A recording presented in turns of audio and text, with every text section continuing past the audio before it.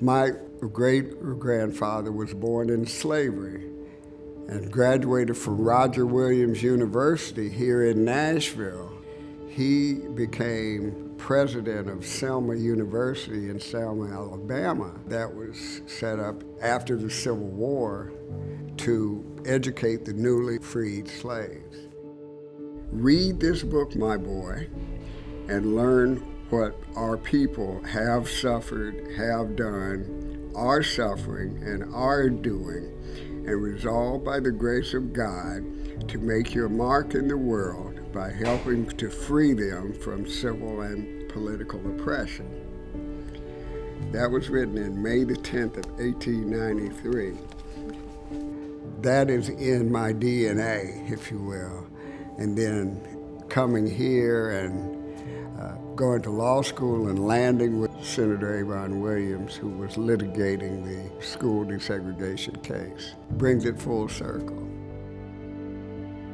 Richard was involved in almost all the seminal cases that involved civil rights in the Middle District of Tennessee. If there was a civil rights case, you knew Richard would be there in the thick of it.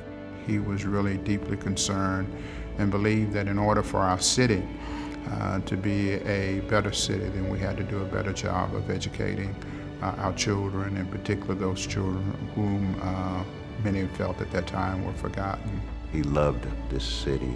He loved the people of this city. He wanted this city to be the best it could be.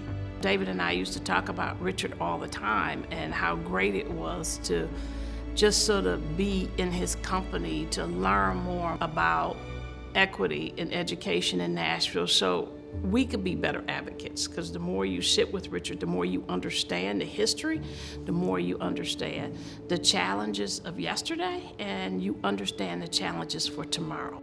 It has always been about access to resources and getting resources where they are needed. I do understand that the system is and has resegregated.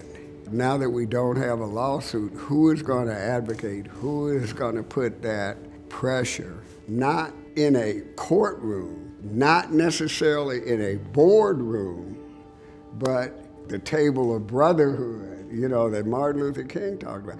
That's how it's going to be done. I can picture it right now, and there's this look on my dad of just astonishment. Like, it's like he's seeing a superhero, you know? And there's this look on Martin Luther King's face, and kind of one of those things like, that's why Martin Luther King did what he did, you know? It wasn't so because he would see all this change, but it was that he would affect this little boy that would go on to do these great things. Everything that you do is a manifestation of the work that people that came before you, and you know, it's absolutely your responsibility and privilege to work every day for people that come after you. And it's just taking people who are willing to carry the baton into the next generation. And I know Nashville can do what it needs to do. There's no doubt in my mind that it can, if it puts its collective mind to it, that we are truly not going to let children fail.